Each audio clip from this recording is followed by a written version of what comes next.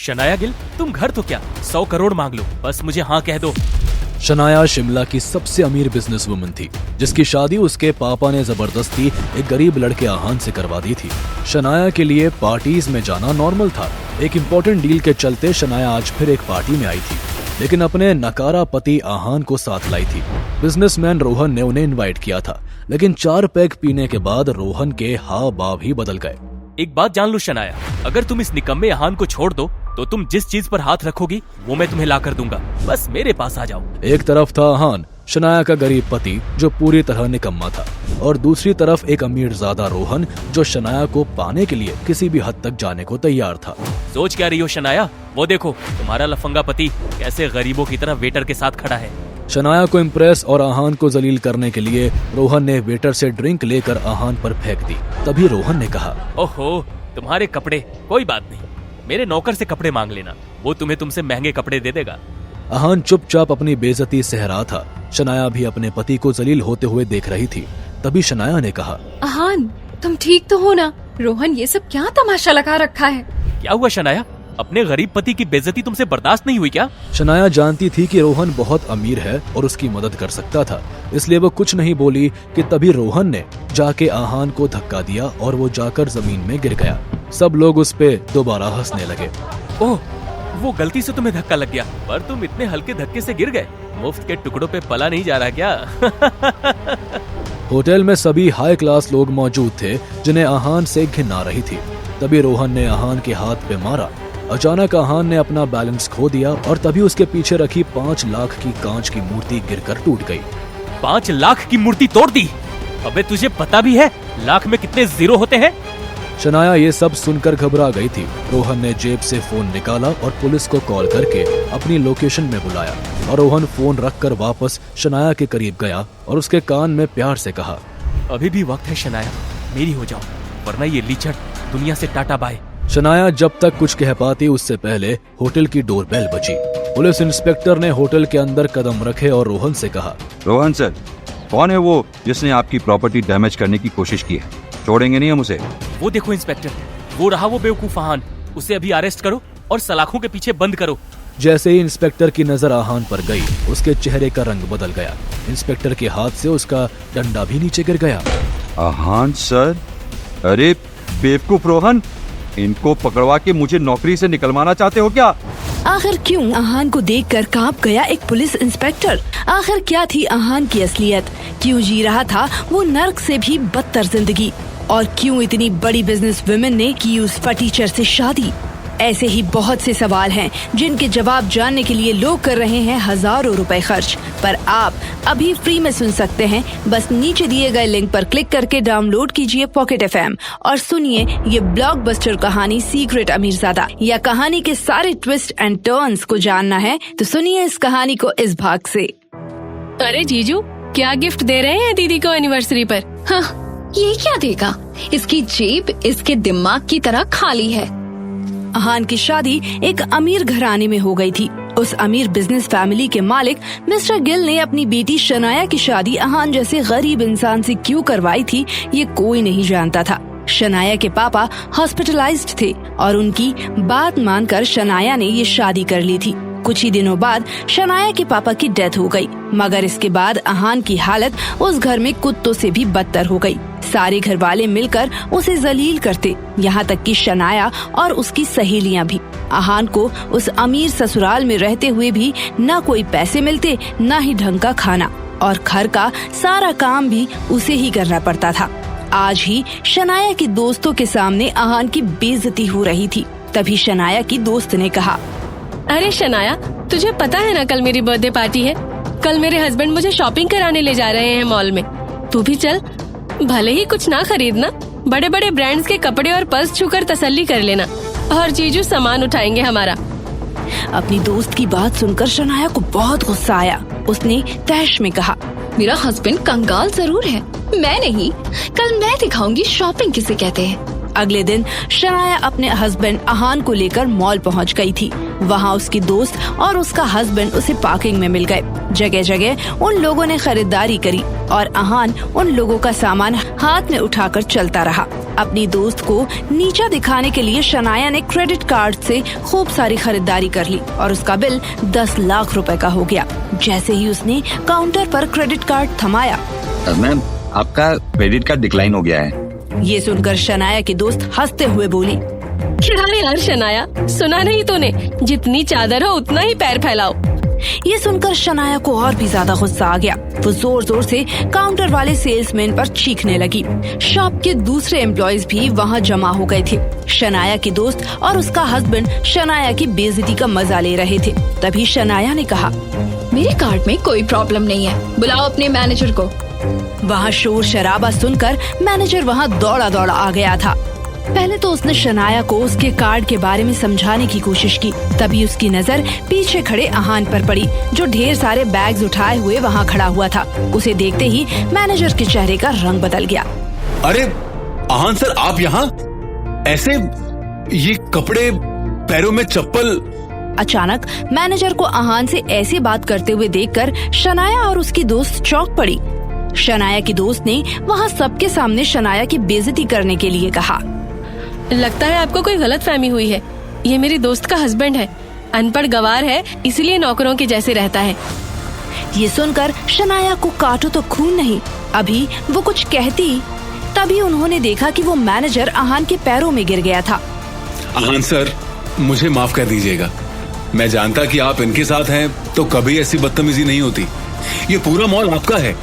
Madam को कहिए जो चाहे वो ले जाएं। शनाया हैरान थी। तभी अहान ने मैनेजर को उठाया और उसके कान में कुछ कहा। मैनेजर ने उसकी बात सुनी और तुरंत पीछे हट गया। ओह, बिल्कुल वही चेहरा, वही कदकाठी। मुझे कुछ गलतफहमी हो गई थी। ऐसा कहकर वो शनाया की तरफ घूमा और कहा, मैडम, मैं नहीं जानता था कि आप मिस्टर गिल की बेटी हैं। वो हमारे बहुत अच्छे दोस्त थे और हमारे बिजनेस को स्टार्ट करने में बहुत मदद की थी। आपको पेमेंट करने की कोई जरूरत नहीं है। अहान ने मैनेजर की तरफ देखा और मुस्कुरा दिया। शनाया ने ये सब देख लिया था। उसे अहान पर न जाने क्यों शक होने लगा था। क्या मैनेजर को सच में कोई गलतफहमी हुई है या अहान कोई बड़ा आदमी है? अगर ऐसा है तो वो ऐसे नौकरों की तरह क्यों रहता है और अनन्या की कंपनी कैसे बच गई? इन सारे सवालों के जवाब जानने हैं तो बने रहिए हमारे साथ। वैसे इन सारी घटनाओं के बाद ये सब सवाल शनाया के मन में घूमने लगे थे, मगर अगले ही कुछ दिनों तक घर में अहान के हाव भाव देखकर शनाया समझ गई कि ये सब सच में कोई गलतफहमी थी और वो इस घटना को भूल गई। कुछ दिनों बाद शनाया को शाम में किसी पार्टी में जाना था, जहां शहर के बड़े बड़े बिजनेसमैन आने वाले थे और सबसे खास था फेवरेट एक्टर कीका सिंह। ओह, ड्राइवर को भी आज ही छुट्टी पर जाना था। अहान, अहान। मगर अहान घर में होता तब तो कोई जवाब देता। शनाया का पारा चढ़ गया था। तभी अहान वहाँ आ गया। शनाया उस पर बरस पड़ी। तुम्हारी हिम्मत कैसे हुई मुझसे बिना बताए घर के बाहर कदम रखने की? मुझे राजीव की पार्टी में जाना है। जल्दी सबसे महंगी वाली कार निकालो, वहाँ मेरा फेवरेट एक्टर कीका सिंह भी आने वाला है। अहान वैसे तो घर में बाकी लोगों से कभी बहस कर भी लेता था, मगर अपनी वाइफ शनाया से वो कभी कुछ नहीं कहता था और हमेशा उसकी बात सुन लिया करता था। मगर हाँ, आज राजीव का नाम सुनकर उसके चेहरे का रंग उड़ गया था।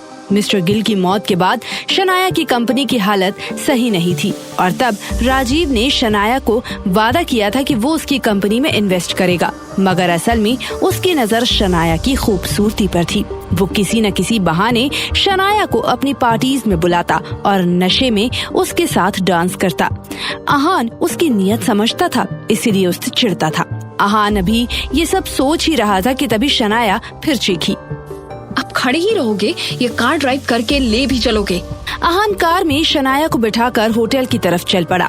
रास्ते में शनाया ने अहान से कहा, सुनो, वहाँ पार्किंग में ही बैठे रहना, भूल से भी राजीव के सामने मत आना, वरना मुझसे बुरा कोई नहीं होगा। अहान चुपचाप उसकी बात सुनता रहा। वो लोग होटल पहुँचे, मगर जैसे ही वहाँ होटल के सामने कार रुकी, उन्होंने देखा राजीव वहीं खड़ा शनाया का इंतजार कर रहा था।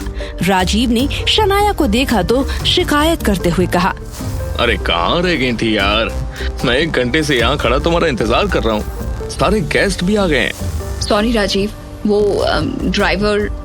राजीव ने ड्राइवर की जगह आहान को बैठे देखा तो जोर जोर से हंसने लगा। समझ गया, इस बेवकूफ को इतनी महंगी गाड़ी चलानी नहीं आ रही होगी। आहान खून के घूंट पीकर रह गया और मन ही मन सोचा कि इस आदमी के पास कितना बेकार का वक्त है कि 1 घंटे से वहाँ खड़ा हुआ इंतजार कर रहा है। और वो कीका सिंह आया क्या? अंदर चलो बताता हूँ। मतलब नहीं आया है?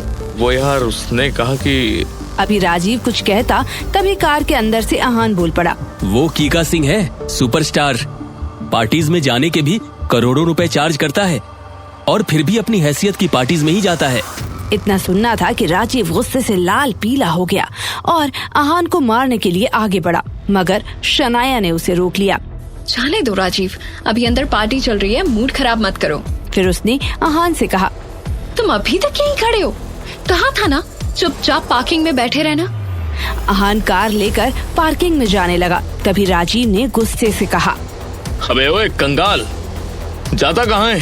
तेरी हिम्मत कैसे हुई मुझसे ऐसी बात करने की? इसके पहले कि शनाया कुछ कहती आहान बोल पड़ा, जब जेब में पैसे ना हो तो चिल्लर बजाकर शोशेबाजी नहीं करते। ये जो तुम्हारे साथ खड़ी है ना, ये मेरी बीवी है, याद रखना। इतना सुनना था कि राजीव और भी तैश में आ गया और फोन निकालकर किक्का सिंह को फोन करने लगा। रिंग जाती रही मगर किक्का सिंह ने फोन नहीं उठाया। जब 4-5 बार ऐसा ही हुआ तो राजीव ने गुस्से से फोन वहीं पटक दिया और अंदर चला गया। उसके पीछे शनाया भी दौड़ी हुई गई। आहान मुस्कुराता हुआ कार लेकर पार्किंग की तरफ चला गया। क्या जरूरत थी आहान को राजीव से ऐसे बात करने की? अब पता नहीं वो मेरी कंपनी में पैसे लगाएगा या नहीं। अब शनाया राजीव को कैसे मनाएगी? अगर गुस्से में उसने अपने अब तक दिए पैसे वापस मांग लिए तो शनाया की कंपनी गिल कंस्ट्रक्शन बहुत मुसीबत में पड़ जाएगी। गलती मेरी ही है जो मैं इस आहान को इन बड़े लोगों की पार्टी तक लेकर आई। अब कुछ भी करके राजीव को मनाना होगा। अंदर पार्टी शुरू हो गई थी। शनाया और राजीव काफी खराब मूड में थे। तभी वहाँ गेस्ट के बीच हलचल मच गई। सबने देखा कि गेट से किक्का सिंह अंदर आ रहा था। राजीव के आश्चर्य की सीमा नहीं रही। शनाया की तो जैसी आवाज ही नहीं निकल रही थी, वो उसे देखती ही रह गई। तभी राजीव ने आगे बढ़कर किक्का सिंह को रिसीव किया और कहा, अरे उमंग, आपने तो मना कर दिया था ना? वो थोड़ी देर पहले आपका कॉल आया था ना, तो मैं रिसीव नहीं कर पाया था। मुझे बाद में लगा शायद आपने पैसों का इंतजाम कर लिया होगा, इसलिए फोन किया होगा। जब मैंने वापस कॉल किया तो ये सुनना था कि तभी राजीव को ध्यान आया कि आहान से बहस के बाद उसने गुस्से में अपना फोन उसने होटल के बाहर ही फेंक दिया था। अभी राजीव गुस्से में खुद को कोस ही रहा था कि तभी किक्का सिंह ने आगे कहा, मैंने फोन किया तो आहान सर ने फोन उठाया। आपने पहले बताया होता कि वो भी इस पार्टी में आ रहे हैं तो मैं खुद आकर इस पार्टी का सारा इंतजाम करता। मुझसे बहुत बड़ी गलती हो गई। आप उन्हें पैसों वाली बात प्लीज मत बताना। शनाया भी वहीं खड़ी थी। उन लोगों को कुछ समझ नहीं आ रहा था। आहान? कौन आहान? किक्का सिंह ने अपने पॉकेट से पर्स निकाला और आहान की तस्वीर उन दोनों को दिखाई। फोटो देखकर दोनों चौंक पड़े। ये कंगाल? देखो, आपको कोई गलतफहमी हुई है। मैम, कोई गलतफहमी नहीं है। इनकी वजह से ही आज मैं इतना बड़ा सुपरस्टार हूँ। इनकी वजह से ही 3 साल पहले मुझे ब्रेक मिला और इन्होंने ही मेरी सारी ब्लॉकबस्टर्स मूवीज में पैसे लगाए। ये ना होते तो मैं भी ना होता। शनाया और राजीव के पैरों तले जमीन खिसक गई थी। आखिर कौन था आहान? क्या शनाया के पापा को आहान की सच्चाई पता थी?